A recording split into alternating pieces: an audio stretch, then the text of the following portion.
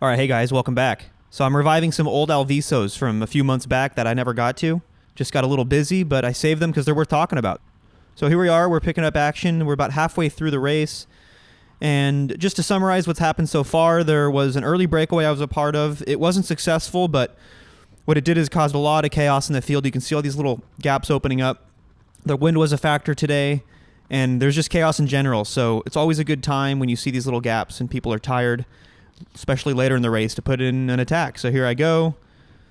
It's a little bit slow on the front. Come by them with some speed and guarantee separation. And that's exactly what I get. Some separation, and I have Strongman Jerome on my wheel, so even more incentive to go hard here and get a gap on the field because I know Jerome's gonna work. And it also pulls out some more guys. I'm looking in the rear view there. There are some gaps opening. Basically, I want to separate the strong guys who are willing to work in the breakaway with the guys who are just barely hanging on and thin the herd a little bit. Pare down the field so I don't have to sprint against 25, 30 riders. Instead, I only have to sprint against maybe 3 or 4 is the plan. And here on the crosswind section, so it's a left to right through here, and you probably notice I leave a little bit of a gap. And the reason is I'm actually not trying to go solo right now. I want to leave enough space so the guy behind me, Jerome, and maybe even the guy behind him are getting a draft. If this were the last lap, say, and especially if this were like 500 meters to go, I would be all the way against that curb to make sure that the person behind me isn't going to benefit from a draft. And when I turn my head right here, I notice that there's a general disinterest from the group to work. I kind of elbowed through out there. Nobody did anything, so I put in a little surge. Again, the idea is to separate people that are willing to pull through. And for those of you who are trying to be a good breakaway rider, or trying to hone their skills as a breakaway rider, demonstrate that you're willing to work. I think that's the biggest motivator for a breakaway to be successful, is just pulling through. It doesn't have to be this monster pull. In fact, it's probably better that it's not. Just get to the front, take your rotation, and inject a little bit of pace into the breakaway, and that's the biggest motivator. So that's what happens here. Now I'm pretty happy with this group. I got Chuck right in front of me. He's on Cycle Sport with the red top, and then in front of him, that's Zach. Zach rides for SJBC, and to be honest, I'm a little bit worried about Zach, because Zach's got a really powerful sprint. But as long as he's working, I'm going to work, and we're going to try to figure out, we're going to sort out the sprinting thing a little bit later on here. And you're going to see the fourth rider. There is a fourth rider in this breakaway. And it shuffles around a little bit. So at first it's Donald, and then it's John a little bit later. Both of them had to do quite a bit of work to make it to this group, so they're pretty spent, and that's how the final selection was made. All right, here we are on the last lap. I have Chuck behind me still, the red top. He's a very strong breakaway rider. Behind him, it's Zach.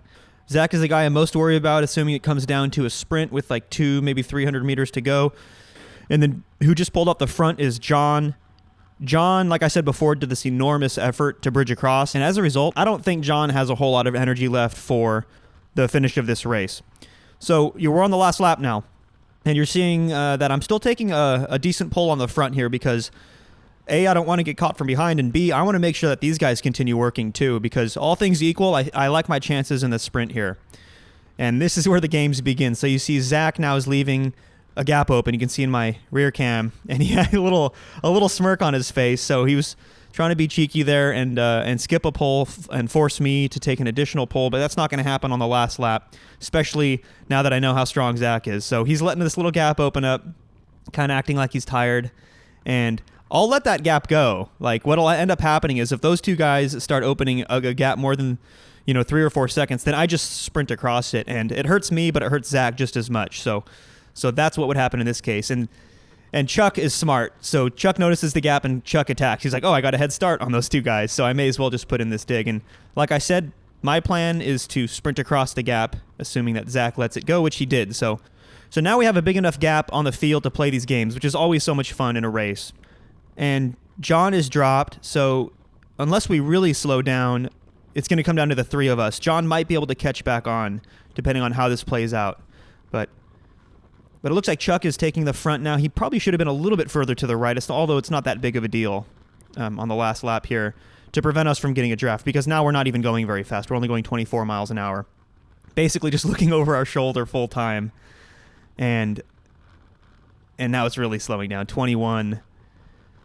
So nobody wants to take the front, right? Because you're pushing through the wind, and also you're most susceptible to a big attack. If somebody comes flying from the back, it's very difficult to respond when you're on the front. So I don't really like being on the front here, but they're kind of forcing my hand. I mean, we're going 19 miles an hour, doing 200 watts, and I'm looking over my shoulder basically full time right now, making sure that if an attack goes, I'm aware of what's going on and I have time to build up speed and get in the draft. I expect it from Chuck. So more left to right wind here. That's why I'm kind of favoring the right-hand side of the road. I'm expecting the attack from Chuck because, yep, and there he goes. Because Chuck probably doesn't want to wait for 200 meters, given that it's Zach and I. So Chuck goes, and big turn of speed, and this is hard to get back on terms. So there's a little gap between me and Chuck, but there's also a little bit of a gap between Zach and I. So this is hurting everyone pretty much equally. But now that I'm back in the draft, I am trying to catch my breath because I'm tired, guys. I'd been working in the breakaway the whole second half of the race, and then I was in an ill-fated breakaway earlier on. So I'm just really trying to catch my breath right here.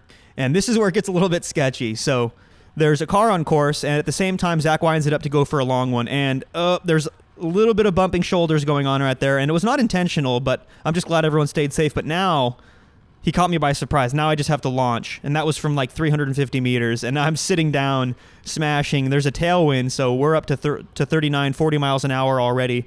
And I'm just motivated. I got that June fitness, guys. Remember, this is from a few months back. And caught him, got a second a draft, and then just push a little bit more watts for the win. Feels good, man. Tuesdays and Thursdays, guys. Alviso, noon. Free practice crit. You don't need to register or anything. So hope to see you out there. Thanks for watching, guys. Catch you the next one.